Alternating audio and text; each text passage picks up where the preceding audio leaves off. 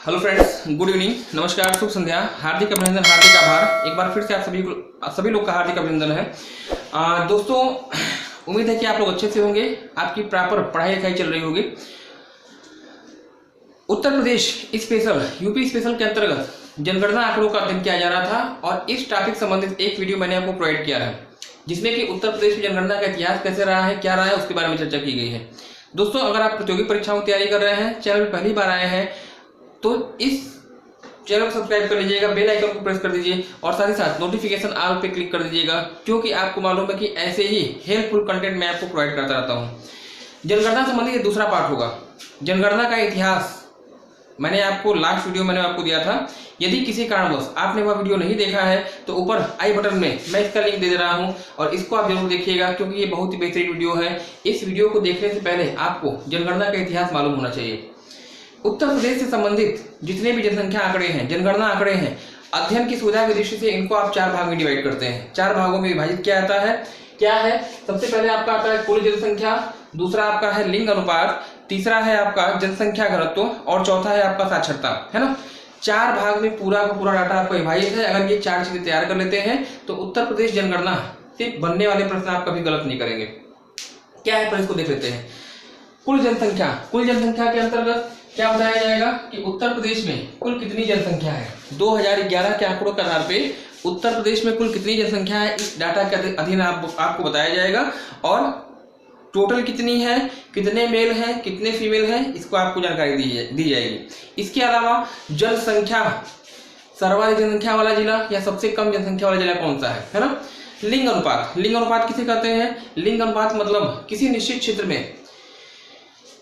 क्षेत्र में प्रति 1000 पुरुषों पर निवास करने वाली कुल महिलाओं की संख्या जो है इस अनुपात के द्वारा दिखाई जाती है और इसे ही आप क्या कहते हैं? लिंग अनुपात कहते हैं। अंतिम ऐसे लिखते हैं, ऐसे फीमेल पर 1000, यानी प्रति 1000 पुरुषों पे कितनी महिलाएं निवास करती हैं, लिंग अनुपात के द्वारा, जेंडर रेशियो के द्वारा आपको दिखाया जाता है।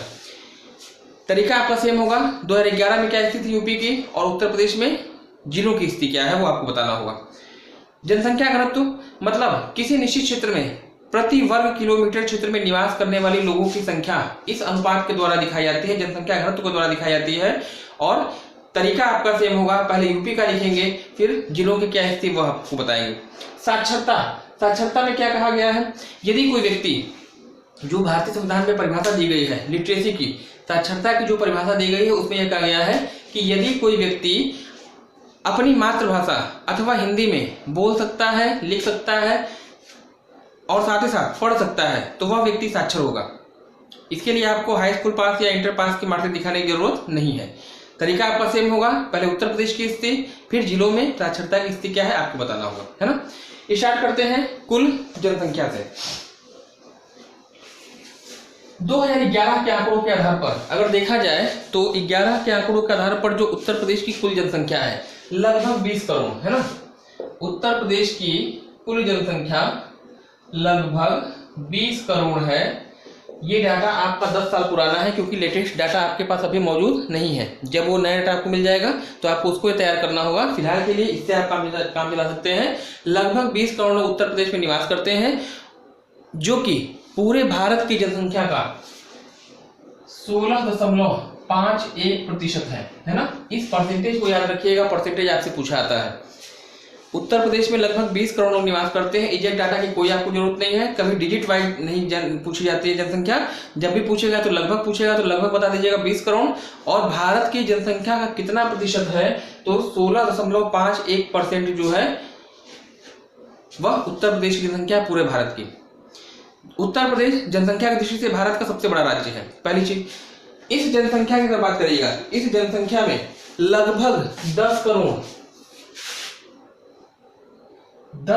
जो है, लगभग 10 करोड़ पुरुषों की जनसंख्या है। और वही अगर बात करिएगा तो लगभग 9 करोड़ के आसपास जो है वह होगी महिलाओं की जनसंख्या, है ना। ये डाटा जो भी हो, तो इस चीज को आपको ध्यान रखना होगा। परसेंटेज आपसे पूछा आता है, कितने परसेंट पुरुषों की जनसंख्या उत्तर प्रदेश में? 52%, है ना। लगभग 52% जो है पुरुषों की जनसंख्या होगी, और वहीं अगर बात करिए तो लगभग 48% जो है वह आपकी महिलाओं की जनसंख्या है। प्रयागराज, महोबा, ये दो जिले आपको याद रखने होंगे जो उत्तर प्रदेश के क्रमशः सबसे अधिक जनसंख्या वाले जिले हैं। प्रयागराज सबसे अधिक जनसंख्या वाला जिला और महोबा सबसे कम जनसंख्या वाला जिला, चर्चा हो चुकी है ना। लिंग अनुपात की अगर बात करिएगा तो 2011 के आंकड़ों के आधार पर जो उत्तर प्रदेश का लिंग अनुपात है, यूपी का जो लिंग अनुपात है वो आपका होगा 912 प्रति हजार, यानी प्रति हजार पुरुषों पे 912 महिलाएं उत्तर प्रदेश में निवास करती हैं लेटेस्ट सर्वे के अनुसार, यानी 2011 के आंकड़ों के आधार पर। और वहीं अगर बात करिएगा सबसे अधिक जनसंख्या वाला, सबसे अधिक लिंग अनुपात वाला जिला कौन सा है, तो बताइएगा जौनपुर। सबसे अधिक जनसंख्या जो है जौनपुर की लिंग अनुपात है, यानी 1024 महिलाएं निवास करती हैं। और वहीं अगर सबसे कम की बात करिएगा तो सबसे कम जो आपका है गौतम बुद्ध नगर, गौतम बुद्ध नगर कितना है तो 852 है ना, 852 महिलाएं सबसे कम गौतम बुद्ध नगर में, और 1024 महिलाएं जो है जौनपुर में मैक्सिमम आपका हो जाएगा। जनसंख्या घनत्व की बात करिए तो 2011 के आंकड़ों के आधार पर उत्तर प्रदेश का जो जनसंख्या घनत्व है, यूपी का जो जनसंख्या घनत्व है वह 828 पर्सन पर किलोमीटर स्क्वायर है ना। कहीं कहीं 828 मिलेगा, कहीं कहीं 829 मिलेगा, परेशान होने की जरूरत नहीं है, एक अंक का ऊपर नीचे आपको मिलता है ना। तो जनसंख्या मतलब आपका उत्तर प्रदेश में 828 पर्सन पर किलोमीटर स्क्वायर है। मैक्सिमम की अगर बात करिएगा, मैक्सिमम जो आपका है गाजियाबाद का है ना, सबसे अधिक गाजियाबाद 3945 पर्सन पर किलोमीटर स्क्वायर। और सबसे कम की अगर बात करिएगा तो सबसे कम जो आपका है ललितपुर का, ललितपुर का कितना है तो 242 व्यक्ति पर किलोमीटर स्क्वायर है ना। तो इतनी चीजें हमने आपको बता दी, ऊपर की 3 कुल जनसंख्या, लिंग अनुपात और जनसंख्या घनत्व। साक्षरता की अगर बात करिएगा, साक्षरता की अगर हम बात करते हैं तो उस कंडीशन में उत्तर प्रदेश की जो कुल साक्षरता है, उत्तर प्रदेश की कुल साक्षरता जो आपकी होगी वह 67% है ना। उत्तर प्रदेश की कुल साक्षरता 67% है 2011 के आंकड़ों के आधार पर। यदि इस साक्षरता में आप जोड़ देते हैं, यदि साक्षरता में 10 जोड़ देते हैं तो ये आपकी बन जाती है मेल लिटरेसी, पुरुषों की साक्षरता है ना। और यदि इस साक्षरता में से अगर आप घटा देते हैं 10 -10 तो ये आपकी बन जाती है महिलाओं की साक्षरता, यानी 57%।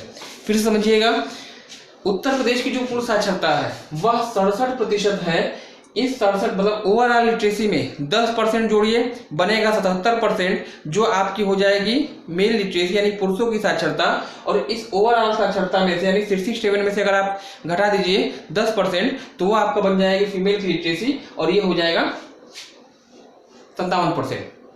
67% ओवरऑल, 57 फीमेल लिटरेसी और 77 जो है मेल लिटरेसी उत्तर प्रदेश की 2011 के आंकड़ों के आधार पर।